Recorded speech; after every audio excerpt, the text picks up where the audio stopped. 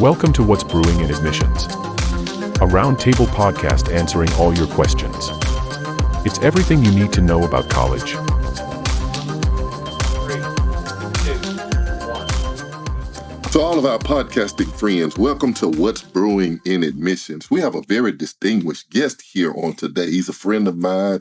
He's an enemy to many people, but nevertheless, hey, let's cut. Now, Keep rolling.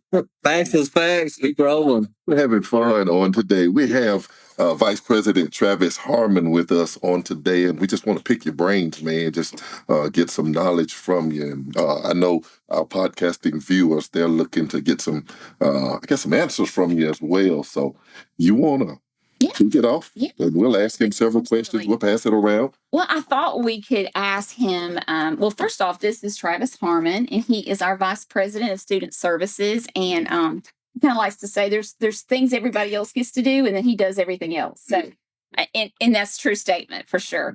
But he works with us directly, and he helps us be successful, and that's our goal. But anyway, today we did on our very first episode, Travis, we talked about our why and why we work here and why we keep working here. And so I think the first thing I'd like to do is find out your why. Well, I guess there's the practical reason and the philosophical reason. Actually, the way that it really works is my philosophical reason and maybe the God reason, but my reason why I'm here is because I know it sounds crazy.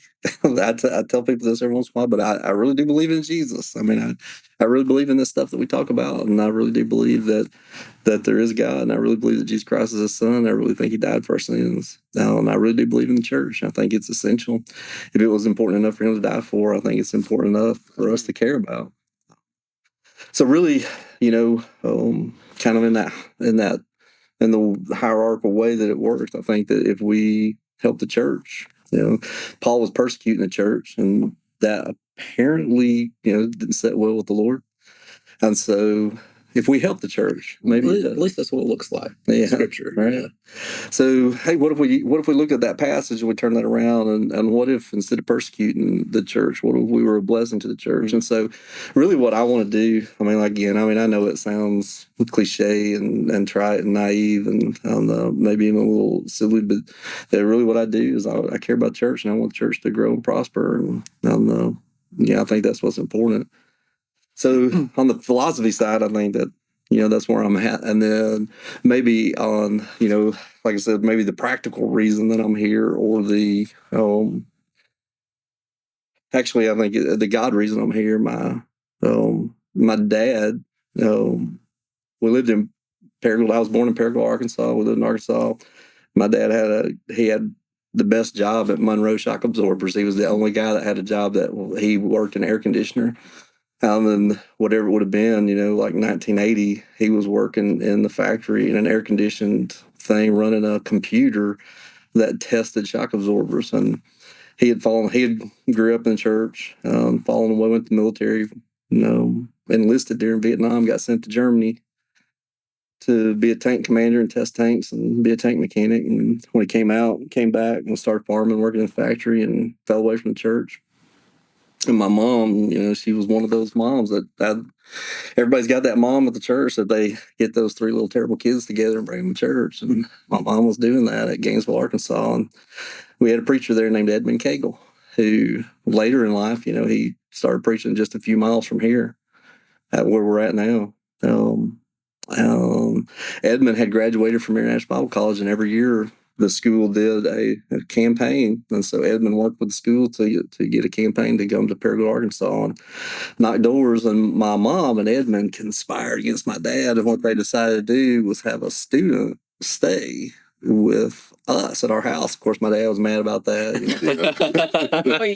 You gotta go, hide beer and cigarettes, and It was another mouth to feed. Yeah.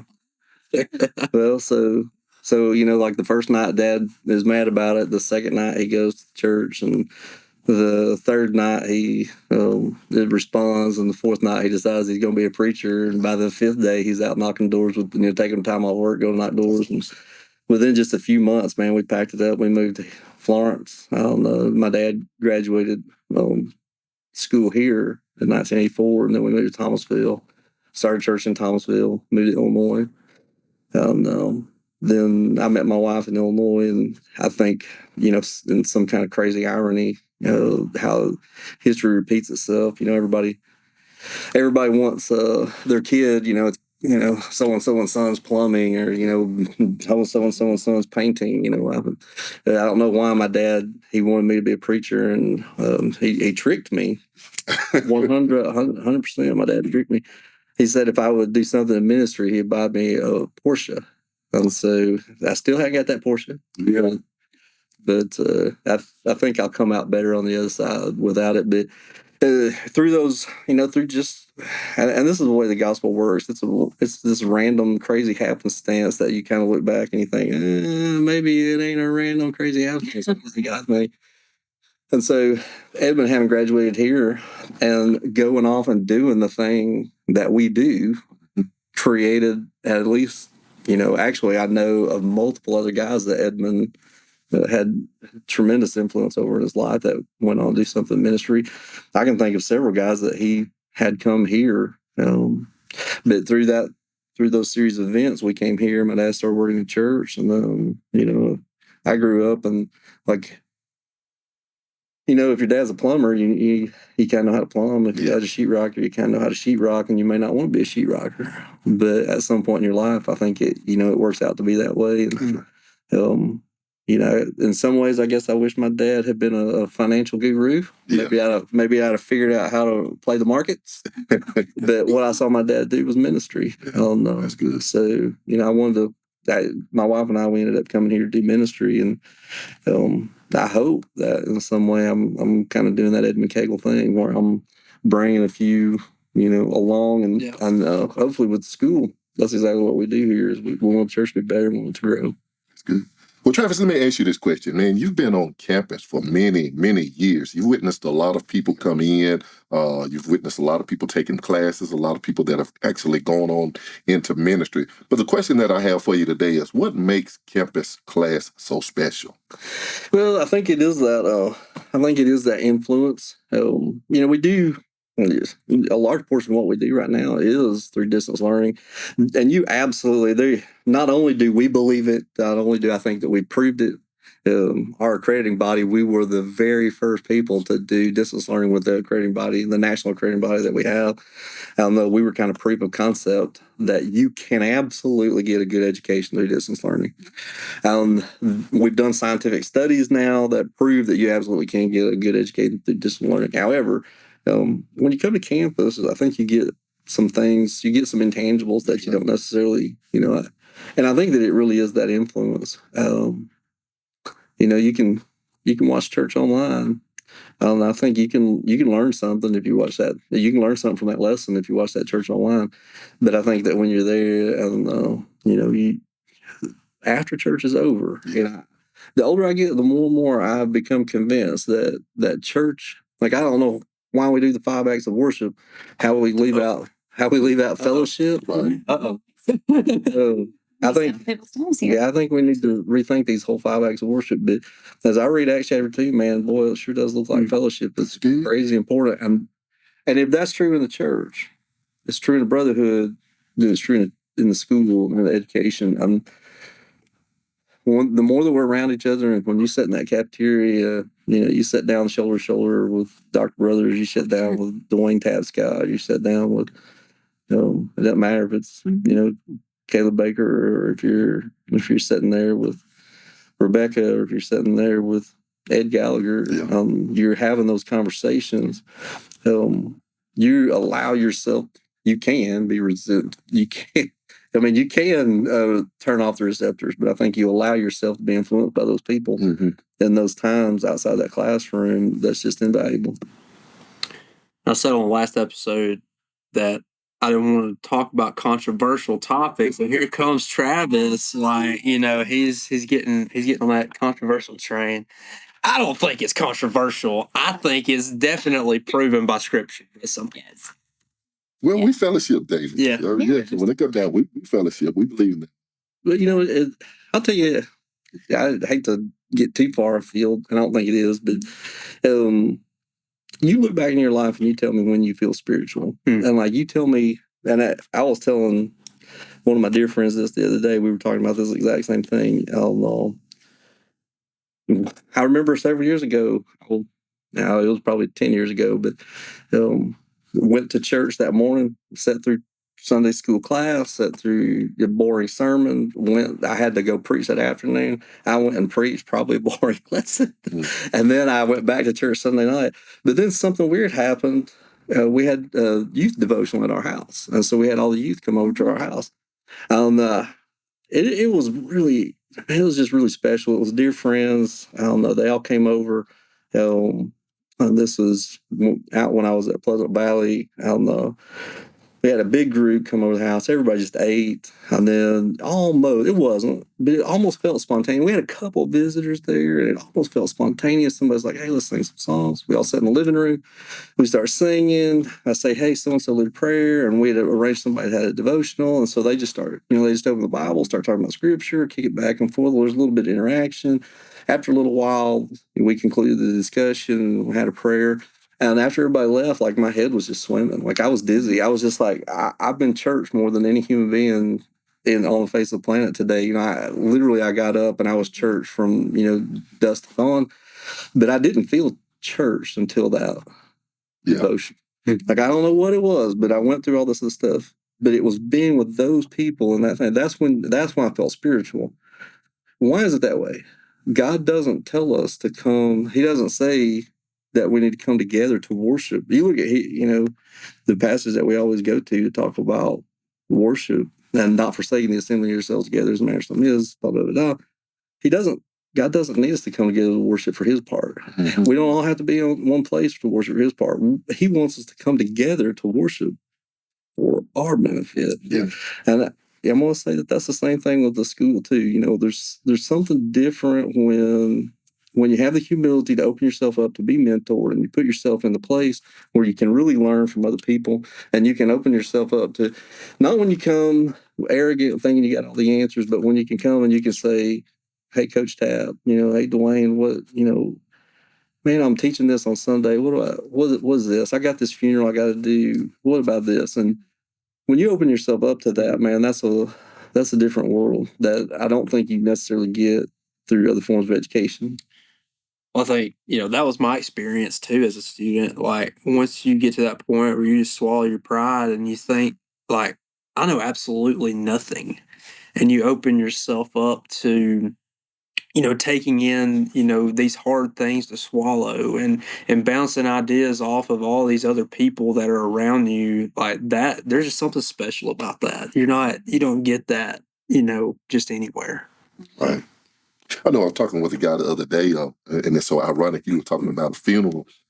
He really doesn't have the camaraderie that we have, I guess, being at a Bible college. Mm-hmm. And that was the first thing he called me. He says, hey, man, I have this young man that passed away. Could you give me some information as to how to do this funeral? And I wanted to say, you're older than me. Mm-hmm. But then just some things that came out, and he says, I really needed that. Mm-hmm. And that's what you have here on campus. You have a lot of guys you can rub shoulders with and pick their brains. Yeah, and the crazy thing is, I don't know that the student body necessarily sees it, but the staff and the administration, the faculty, we do it all the time. Man, I had a situation. It is funny what is going on outside, my work life, but I do ministry also. I work with church also. Got the call the other day. I got this 85-year-old member. Who her husband drives her to church, and then he turns around and he leaves, and then he comes back and he picks her up. Then the next service he'll drive her to church and drop her and she takes care of her great grandchild. She's raising her great grandkid, so he'll drive her to church, drop her off, drops her great grandchild off. He'll leave, go home, come back. She comes home the other day, he shot himself in the head. And so as soon as I hear, I'm like, why did I do that funeral? Yeah. I call my buddy. I'm like, I call one of the guys that I consider a mentor. I'm like, hey, here's what's happening to me right now. Like, what I got? What am I looking at? How's this work?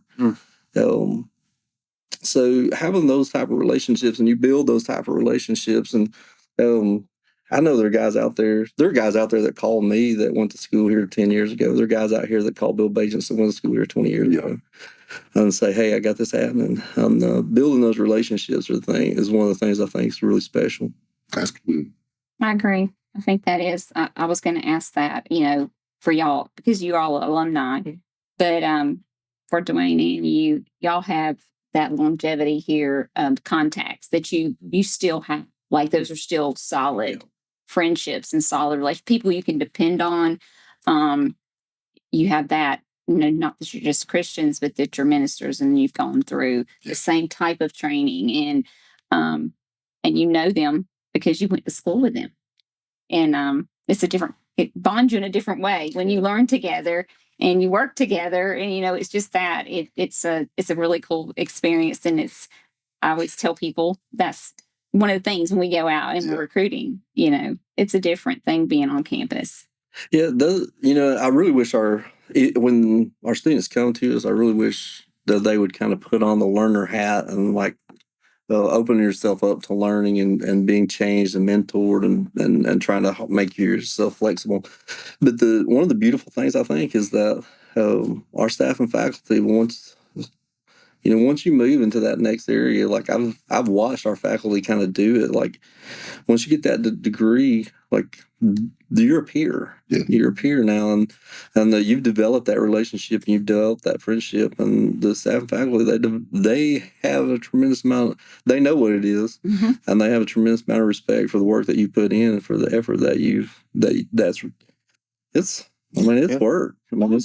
And so they know it's work, and they have a respect for that. And then all of a sudden, those guys look at you, and it's kind of special too when one of them calls you and says, "Hey, what do you think about this?" I still haven't had that happen yet. Yeah. I'm still waiting on that day. It does happen to me. It happened to me last week. Ed Gallagher, No. Dr. Gallagher called me and asked me how to wire his stove. That's true. That's true. It wasn't. Yeah, he doesn't. I say, what scripture verse you pointing to? It's so cool.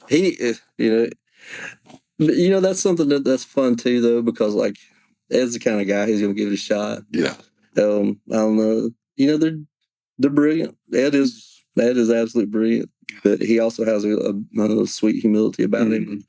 You just act with your heart and with your attitude as an on-campus student. You access his heart and his humility, and it's special. It's special. I appreciate that. I like your perspective in it. I think it speaks volumes because you've been the student and you've been your faculty, your staff. You speak from all the areas. We'll get to a little bit more different angle. I'd say let's talk about the campus, like the physical campus. What do we look like?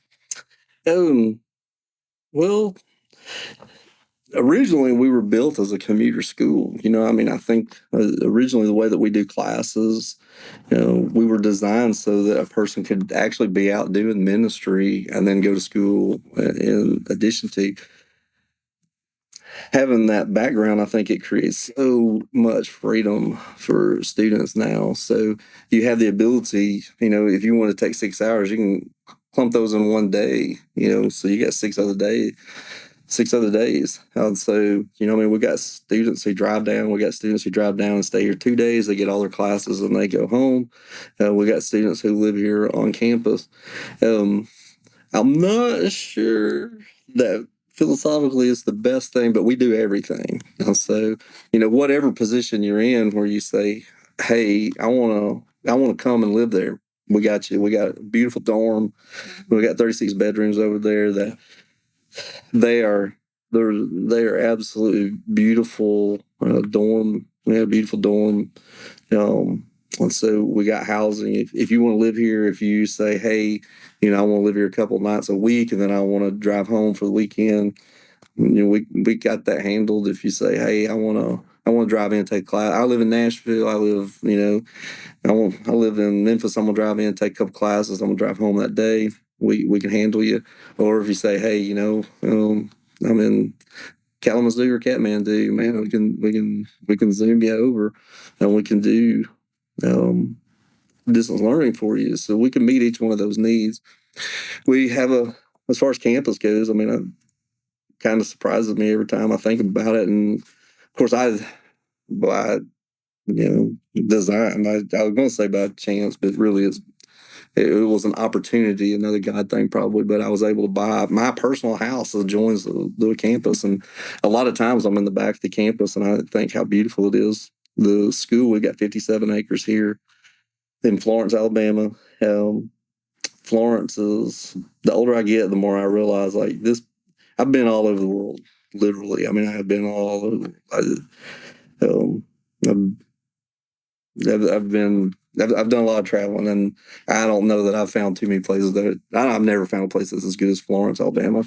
The history, the Civil War stuff in Florence, like Florence was taken like 40 times back and forth with and it's comical. The history with UNA, got the line downtown if you want to go for a walk. Downtown, First Fridays, the revitalization they've done downtown. I was talking to one of the guys the other day that he and I do mission work together, and we've traveled all over the world together. We were talking about, hey, what's the best meal you've ever eaten? And I was thinking, I was in Cusco and I ate ceviche on the Plaza de Armas, and that's when, but then you know what? To be honest with you, like chicken fettuccine from Ricatoni's downtown Florence it's one of the top meals I've ever eaten. So Florence has become a foodie little town. It's a river. We got the river. If you like hunting, the music industry in Florence, the hit recording capital of the world. I mean, if you want everything, everything from Ella James to Aerosmith to, the Rolling Stones recorded, when you think of Leonard Skinner, every song is right down there.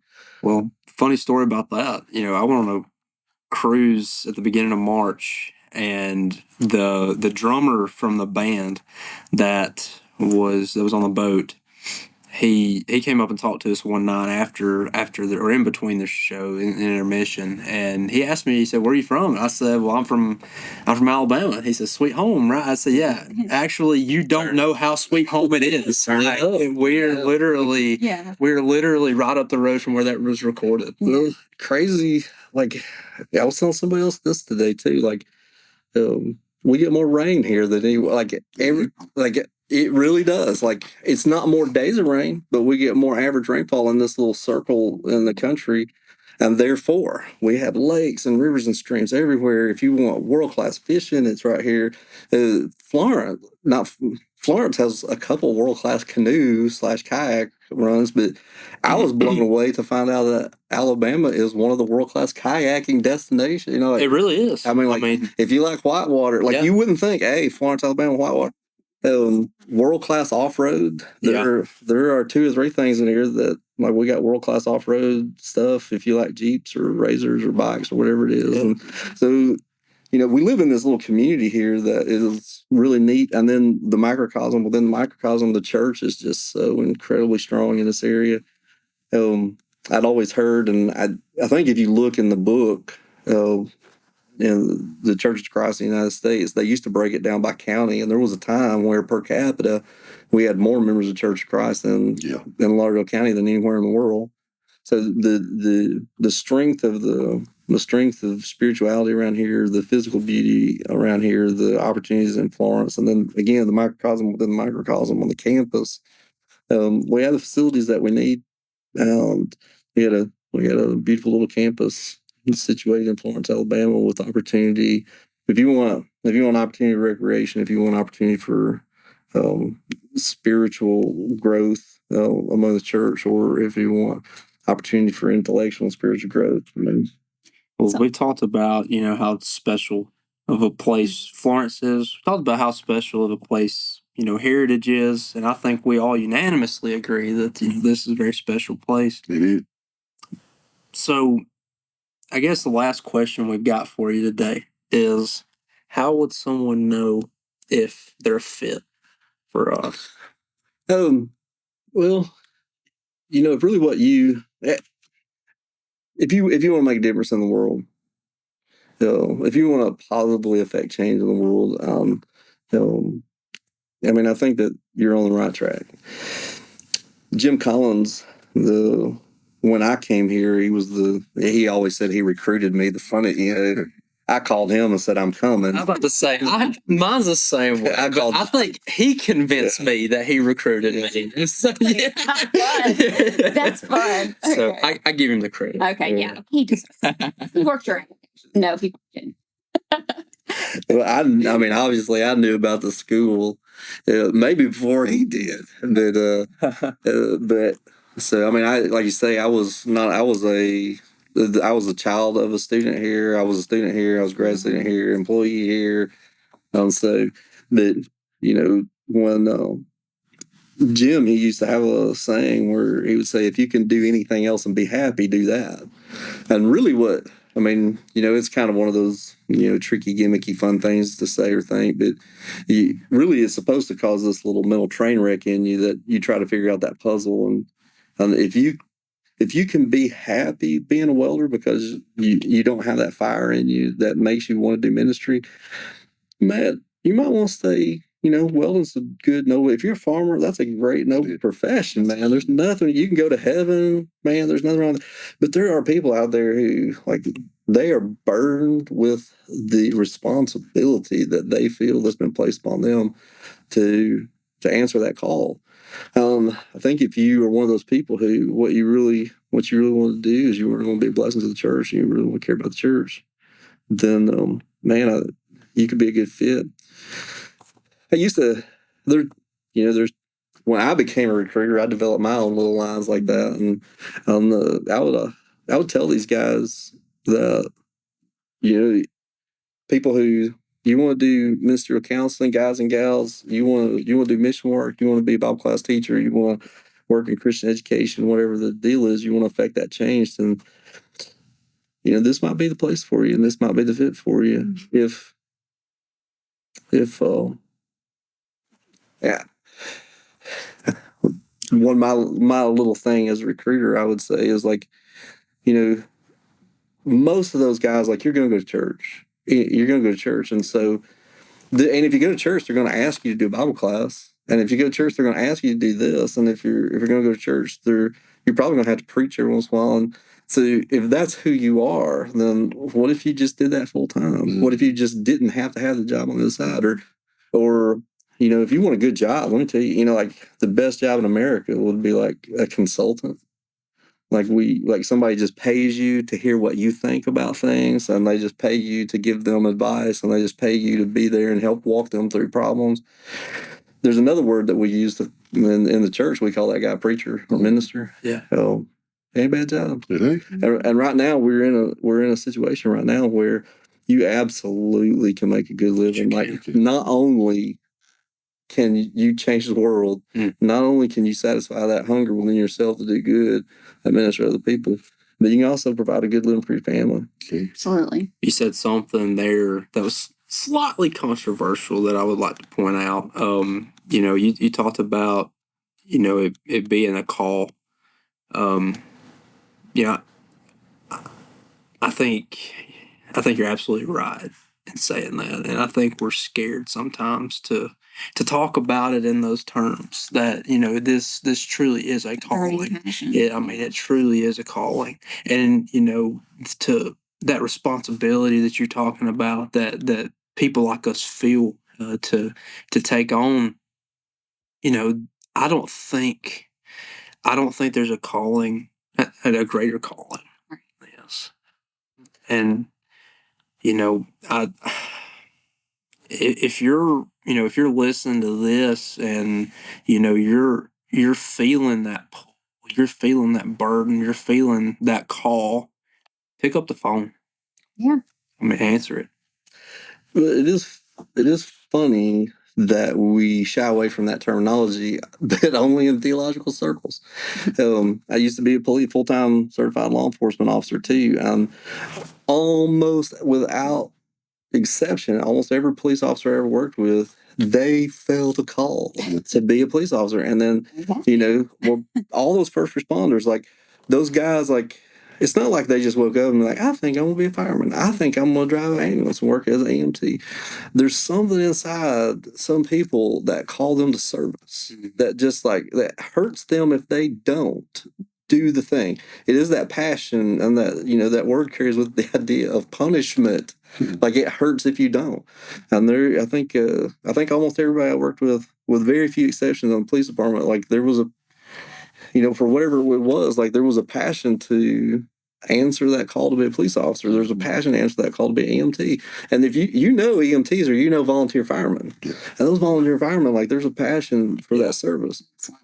So we use that terminology. We can use that terminology for them, and nobody is going to raise an eyebrow. And I don't even know when I say it. I don't even know what it means. I don't know how you interpret it, but I do know that I think there are those of us who are called to ministry, and there's pain within you if you don't answer that call, because you want to serve. There's emptiness. Yeah. I know we have a lot of men who've retired from jobs, and they are now in our graduate program because they've never been fulfilled in their job. I've been told that on numerous occasions. Yeah.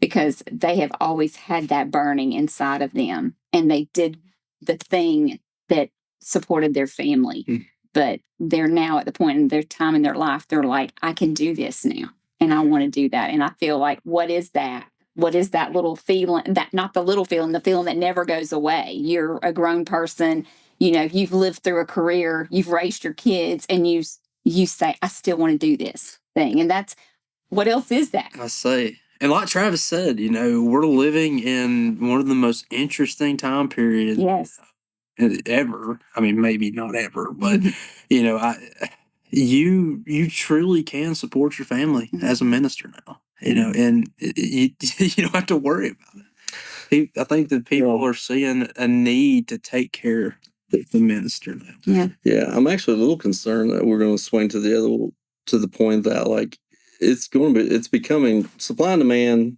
The way that we work in the United States, it's becoming a very lucrative position. I mean, it's actually the guy. If you're, you know, sane, my standard joke there. If you're sane, with a decent family, if you are capable of walking the moral walk and not being, you know, not falling into that moral failure, you feel that call to ministry that you can make a really good living. And I'd be willing to put up, you know, a guy who graduates from here with a bachelor's degree in Bible. You give me a 35-year-old guy with a bachelor's degree in Bible, I think he's going to make more than a 35-year-old guy who's got a degree in X from, you know, a standard degree. I think he's going to make a really good living. And he's going to meet that desire inside his heart that's burning, and that's going to fulfill him, and it's going to make him happy. In the end, I think something that just sitting here listening to you guys and hearing you describe the school, what it means to you, and also that the heart of a minister, I think, and then describing our school and the things that surround us. I think the thing that makes us different is that we're designed for the minister, to prepare that minister. We're not just enclosed on this campus. We have our tentacles go out to this community. You know, there's things to do. There's things to be involved in. There's opportunities. You're not held captive on a campus for your life. You go out into the community. You're almost forced into that. And it's a good thing. That is practical experience, and helps you flex your heart muscles or whatever that is, or help people move, whatever it is that we do for ministry. I think that's what makes our campus different. It's almost like we've developed a heritage. You would think. Sounds pretty nice, doesn't it? Love it. Well, Travis, you have been a great guest. We appreciate you coming and talking with us and spending time with us. And we always appreciate your words of wisdom for us. And so we're glad we were able to share that with those people out there that can, maybe learn if they're on the bubble about ministry. Maybe this will help them. And if they were wondering exactly who we are, I think they got a good picture of who we are. Yeah. Through today's podcast. been awesome, my man. Yep. Hey, guys, if you like this podcast, please like it and share it. Any questions you have, feel free to give us a call. Yep. Well, appreciate you guys having me, and appreciate what you do here. On y'all are the facilitators, and if you close your eyes at night, if you close your eyes at night and you say, "Is anybody there?" I think in our heart we know somebody's listening. Yeah. I think even everybody knows somebody's listening. But if you're one of those people that when you close your eyes at night, you feel the call. Yeah. These are the guys that you're going to get on the other end of the line when you send that message, when you get that call. And I know what their dream is. What they want to do is they want to facilitate that growth in the church. Next month will actually be 29 years in the ministry. I'm glad I accepted the call. Mm-hmm. Wonder what my life have been like if I would have ran from the call. I would have missed a lot of Christians, a lot of great activity, a lot of restorations and baptisms. So a lot of just explaining God's word. So man, the call is powerful, and it can take you places where you never thought you'd ever go. And good point. I wouldn't be satisfied doing anything else. Right. There's plenty of things that I could do. Yeah. But nothing like this. I think the hardest part about ministry to me is like you don't see the immediate result. Mm-hmm. If you work in a tool and die shop, you make that spindle. Oh, hey, here's a spindle. You put it in the bin. You go get another one. You make another one. At the end of the day, you got a whole bin full. That's rewarding. I mean, if I used to roof. When I finished the roof, I glued the roof. I did that roof. I used to farm. Hey, when I finished the field, I glued the field. I did that field. Those things are very satisfying. The hardest thing about ministry is you don't see those results. Like you've been in ministry for 29 years. I think I've been in ministry for about right at 30 years. And so, but you don't see those immediate results. Mm-hmm. That's also the greatest thing about ministry is, I don't know, like I can't wait. I can't wait to get to heaven. And I hope there's a big bulletin board that says, here are the lives that Dwayne changed. And here's all the good. God absolutely knows all the good work that you've done in those 29 years of ministry. I don't know. And whatever, I don't know. I hope there's 29 or whatever it is, 30 more, 39 more, however many more years of ministry it is. But in that totality, you're not going to see the good work that you did. But God knows that good work that you did. And I hope someday we get a glimpse into that and to see, like, what is that totality look like? So that's one of the things I think that is the toughest about ministry, but also it's really, really, really rewarding and hopeful. And again, if you're listening to this, you can be part of that team. That it's not work that necessarily you look back and you say, hey, well, for us as ministers, we never know. Like you said, you never know the reward. Well, I guess who you've affected along the way. We'll be 50 years from now. Somebody will run across your tape. And they'll listen to your tape and they'll give their life to the Lord. So where else can you do that? Or your tape, I think at some point the guy the man or woman who is listening to this now, you're obviously listening to this at a later date than what we recorded it. You hear this and it sparks some motivation in you to make a change, to do something. We are definitely here to take the call, and if you get the call, you need to call us. We're ready. We're ready to help you.